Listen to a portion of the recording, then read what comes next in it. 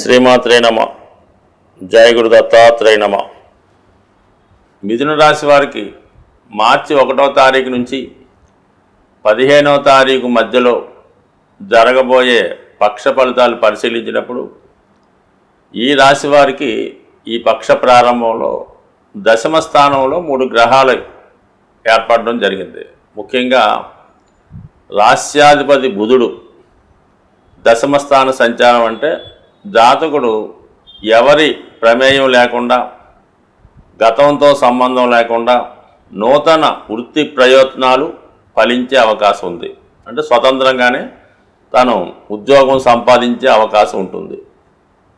అలాగే ప్రస్తుతం చేస్తున్నటువంటి వృత్తితో పాటు అదనపు ఆదాయం లభించే విధంగా కూడా బుధుడు ఎప్పుడూ కూడా డ్యూయల్ ప్లానెట్ అవ్వటం వల్ల ఏ భావంలో ఉంటే వాళ్ళకి ఆ ఫలితాలు 2గా ఇవ్వడం జరుగుతూ ఉంటుంది.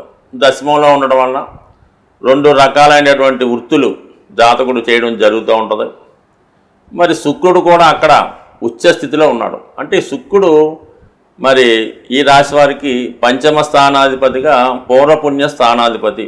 వీరిలో ఉన్నటువంటి టాలెంటు, అదృష్టం అంతా కూడా శుక్రుని బట్టే ఆధారపడి ఉంటుంది. అటువంటి శుక్రుడు దశమంలో ఉచ్చ స్థానంలో ఉంటే అదే స్థానంలో నీచ పొందినటువంటి బుధుడికి నీచభంగ రాజయోగం అయింది. అంటే దీన్ని బట్టి ఏమైందంటే, ఒకసారి మనం ఏదైనా ప్రయత్నం చేస్తున్నప్పుడు గతంలో మీరు ఏదైనా ఒక పదవికో ఉద్యోగానికో అప్లికేషన్ పెట్టి ఉంటారు. ఆ సమయంలో మీరు మిమ్మల్ని మీకు అర్హత లేదని రిజెక్ట్ చేసి ఉండొచ్చు. కానీ ఇప్పుడు అదే సంస్థలో మీరు ప్రయత్నం చేయడం వల్ల దానికన్నా ఉన్నతమైనటువంటి స్థానానికి మిమ్మల్ని తీసుకోవడం జరుగుతూ ఉంటుంది. ఈ విధంగా ఈ 2 శుభగ్రహాలు మిమ్మల్ని వృత్తిపరంగా హోదాని పెంచుతాయి, అభివృద్ధిని ఇస్తుంది. అలాగే మీకు ఒక సంతృప్తికరమైనటువంటి జీవనాన్ని ఇవ్వడం జరుగుతూ ఉంటుంది. అయితే రాహు ఉన్నాడు ఇక్కడ. రాహువే ఈ సాఫ్ట్వేర్ రంగానికి కారణమవుతుంటాడు, సినిమా పరిశ్రమకు కారణమవుతుంటాడు. అలాగే మీ యొక్క ప్రయత్నాన్ని కూడా ఎంత ప్రయత్నం చేసినా ఇంకా ఒక స్థాయికి చేరినా ఇంకా పైకి స్థాయికి చేరాలనే తపన రాహు వల్లే కలుగుతూ ఉంటుంది. ఎప్పుడూ కూడా ఉన్నదానితో రాహు తృప్తినివ్వడం, ఇంకా పెంచాలి ఇంకా పెరగాలి అనే ఆలోచనలో మరి దశమ స్థానంలో ఉండడం, ప్రస్తుతం చేస్తున్న వృత్తిలో మీకు ఇంకా ఉన్నత స్థానానికి వెళ్ళే విధంగా మీ ప్రయత్నం జరుగుతూ ఉంటుంది. అందువల్ల ఎక్కువగా ఈ రాహువు, ఈ శుక్రుడు, బుధుడు దశమ స్థానంలో ఉన్నవాళ్ళు సైంటిస్టులుగా నిరంతరం పరిశోధన చేస్తూ ఉంటారు.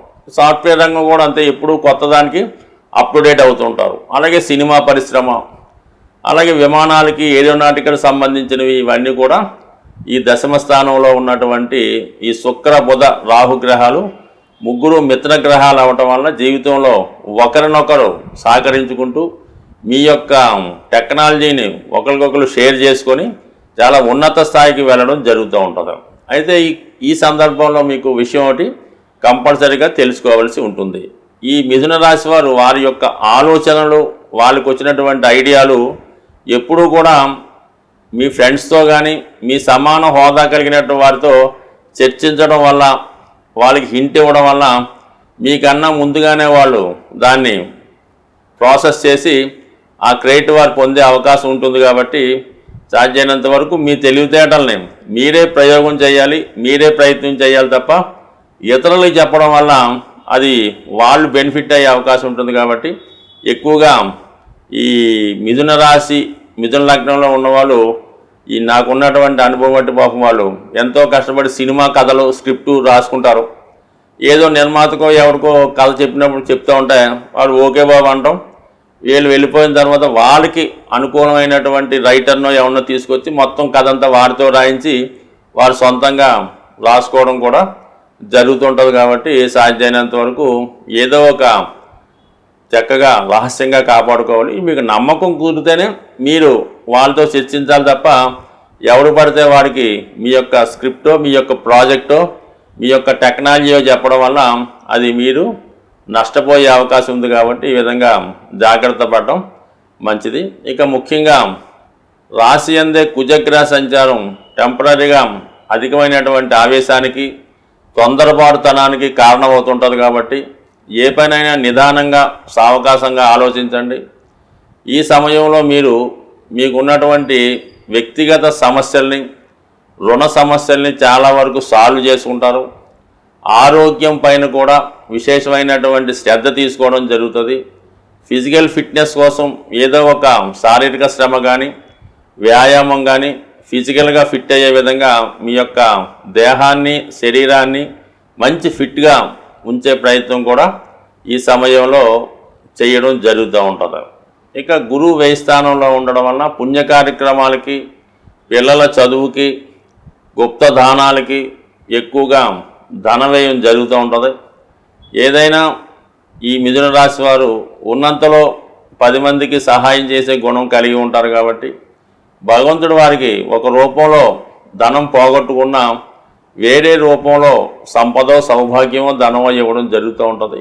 మనం గోచార ఫలితాలు ఫాలో అవుతున్నప్పుడు, అనుసరిస్తున్నప్పుడు ఏ గ్రహం వల్ల అయితే మనకి ఇబ్బంది కలుగుతుందో తెలుసుకొని ఆ గ్రహానికి సంబంధించినటువంటి పరిహారాన్ని మనం చేసుకోవడం వల్ల ఆ గ్రహ దోషం కొంతవరకు సాల్వ్ అవ్వడం జరుగుతుంది. అంటే మనం తెలుసుకోవాల్సిందల్లా ఈ 15 రోజుల్లో మనకి ఏ గ్రహం ఫేవర్గా ఉంది, ఏ గ్రహం అన్ఫేవర్గా ఉంది.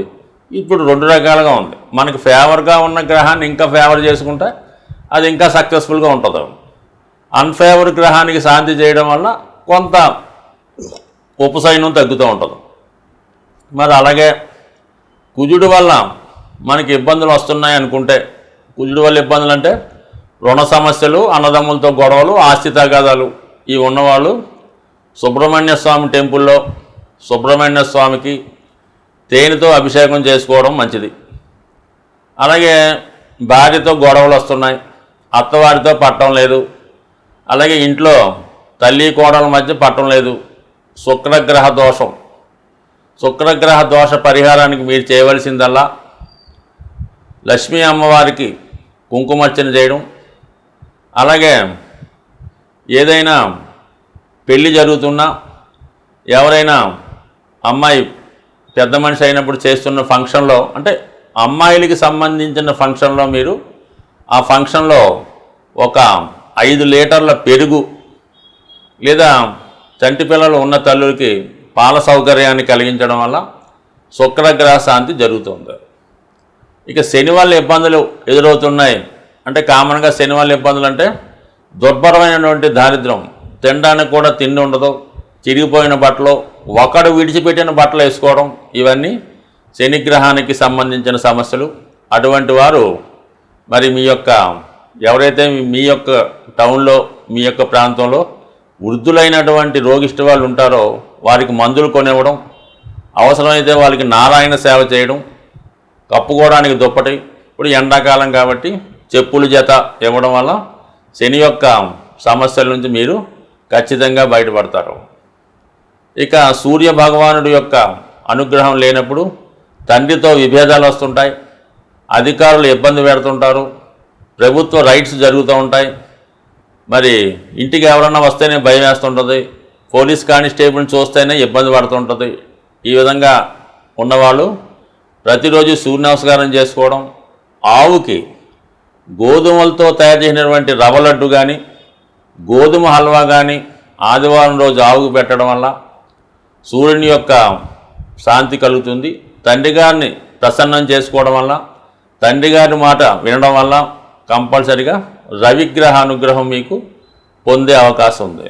ఇక చంద్రగ్రహ అనుగ్రహం, మదర్కి అనారోగ్యంతో ఉన్నారు, మదర్కి మనం సరిగ్గా చూడలేకపోతున్నాం, మదర్ తరచూ మన మీద కోపపడుతున్నారు, గృహంలో పాలు తరచూ పొంగుతున్నాయి, వంటింట్లో బాత్రూంలో కొళాయిలు వీక్గా ఉన్నాయంటే చంద్రుడు వీక్గా ఉంటాడు. చంద్రుడు వీక్గా ఉండడం వల్ల ఏంటంటే మానసిక అశాంతి, మెంటల్గా ప్రవర్తించడం, ఇంట్లో ఎప్పుడు గొడవలుగా ఉండడం, అలాగే సమయానికి భోజనం ఉండకపోవడం, ఇవన్నీ కూడా చంద్రుని వల్ల వస్తుంటాయి.